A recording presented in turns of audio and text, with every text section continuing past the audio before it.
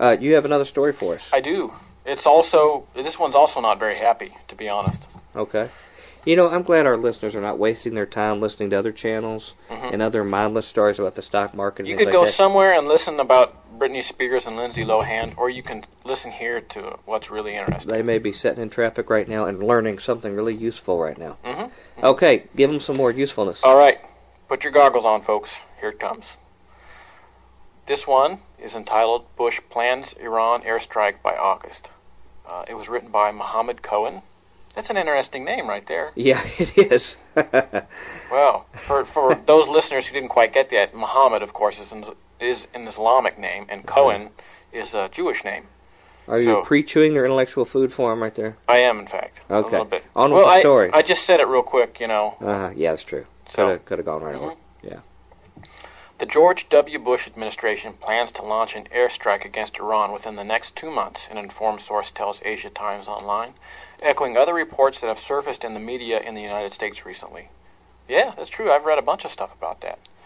2 key U.S. senators briefed on the attack plan to go public with their opposition to the move, according to the source, but their projected New York Times op-ed piece has yet to appear. The source, a retired U.S. career diplomat and former Assistant Secretary of State. So it's not just anybody. Right. It's like some guys who, know something. Still active in the foreign affairs community, speaking anonymously, said last week that the U.S. plans an airstrike against the Iranian Revolutionary Guard Corps, the IRGC. The airstrike would target the headquarters of the IRGC's elite Quds force. How do you say that? Quds. Quds? Yeah. Quds force. I think El Quds, isn't that Jerusalem? That's what they say in the Islamic world. Oh, you're right. I think so. You're right. El Quds. The Q threw me. Yeah. With an estimated strength of up to 90,000 fighters, the Quds' stated mission is to spread Iran's revolution of 1979 throughout the region.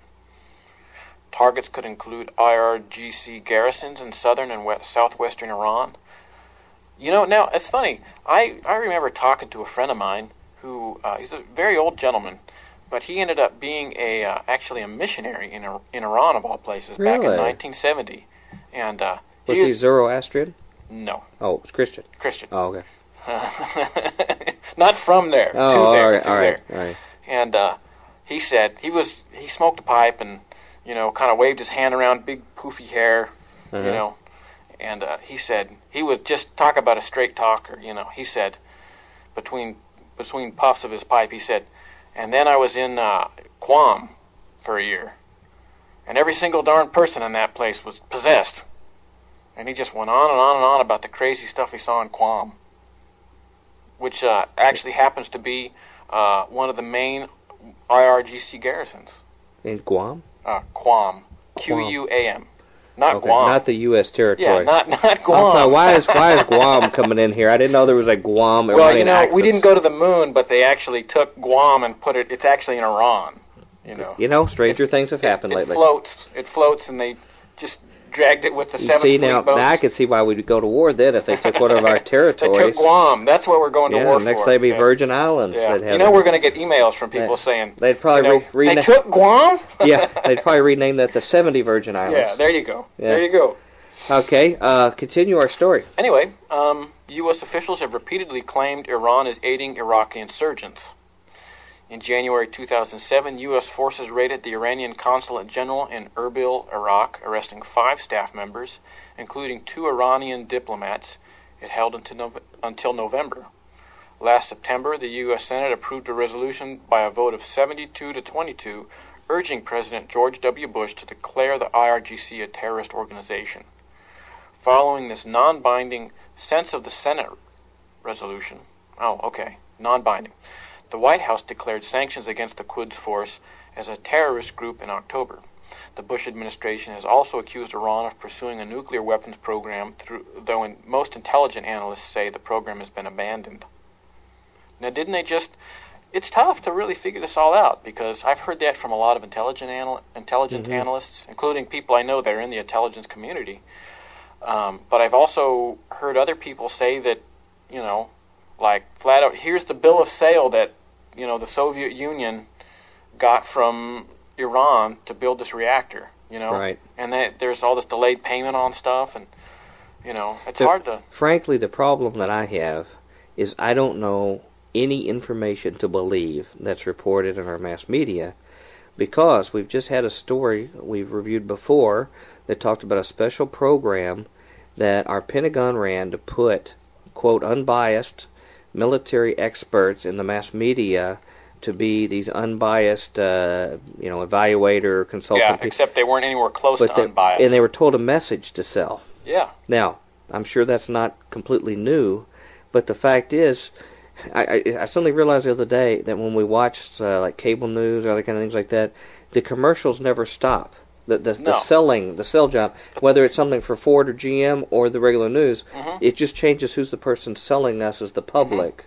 What are you buying is the only difference. That's exactly it, just something different somebody's buying. So the problem I have in understanding all this is I can't verify one or the other, because the purity of our mass media and freedom of the press has been muddied with so much manipulated information right now that we've lost the public trust. Yeah, or at least the Dr. Future trust in the mass media. It's funny you mention that. You know, you listened to Dan Rather when he went on Larry King after he was fired. How many times did he mention truth in reporting? Zero. Yeah. It was all about what he deemed worthy as news and what he deemed not worthy as news. That was his implied take on his journalistic career. Right. Well, you're automatically starting from the wrong preconceived notion, if that's what you're doing. And the victims are the public, because you have people from different directions that are manipulating supposed unbiased independent news information and spinning it to manipulate us one way, just like Madison Avenue does. And it's really sad, because really people can only trust Future Quake as a source of information that's unbiased.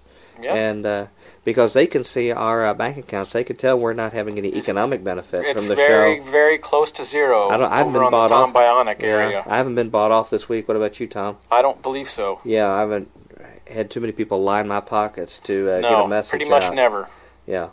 And the way we do our show, I would doubt we'd have strong sponsorship. No, in fact, we regularly get bills from listeners charging us for the experience, the doctor bills. I would think it'd be more likely that some company would pretend to be their competitor and sponsor us, just to taint the image of their competitor. Not to give them any ideas. That's good. By association. Yeah. Do you have some more to share with us about this story? I do. The U.S. and Iran have had a long and troubled history, even without the proposed airstrike.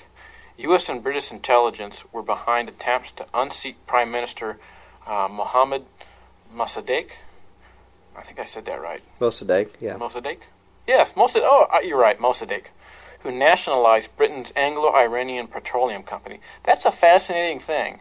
We could have a whole show on that. Yeah, you go back and you read, and the Brits sort of bought at gunpoint, if you will, the Iranian oil fields, and it's history. You can go back and read it. Right. Any history book. Well, we're going to have to call it a day, because we've got to make a quick announcement. Time goes so quick.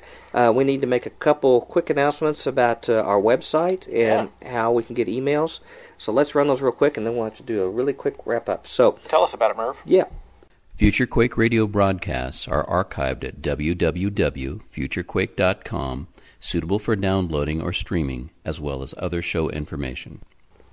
Okay, so now you know how to find our website, and we want to hear some emails from you, and we're going to find out how we're going to get those emails, so listen up. Email Dr. Future and Tom Bionic at drfuture@futurequake.com. That's DRFUTURE at futurequake.com. Tell us your name, city, and radio station or internet, and if we can use your name on air. Comments on the show's topics or guests, or suggestions for future show topics or guests are most welcome. Dr. Future and Tom will discuss selected emails each week during the radio broadcast. Okay, we're in our last minute, so we need to bring things around home here. And we may have another minute here. I don't know. Gosh, it was another big week. Chris Pinto stuff was, we've talked to him in person. How can you compare it? Yeah, we've talked to him in person, but it's always amazing to get him in sort of a more condensed format, Right. Half-hour segment, kind of a He's talking about this, he's talking about this, he's talking about this. I just can't recommend higher that you go get some of his products Go at see. Adullam Films, or look for a link to him at futurequake.com. There where you can find access to all these documentaries. They are mesmerizing. I mean, they are great. just fascinating material. Great. It will change your worldview. Riddles and Stone was a big one for me. Yeah. 3 hours long, and you're kind of like, where's he going, where's he going? And then he pulls it all together in the last half hour. And it comes from a very strong Christian perspective of things.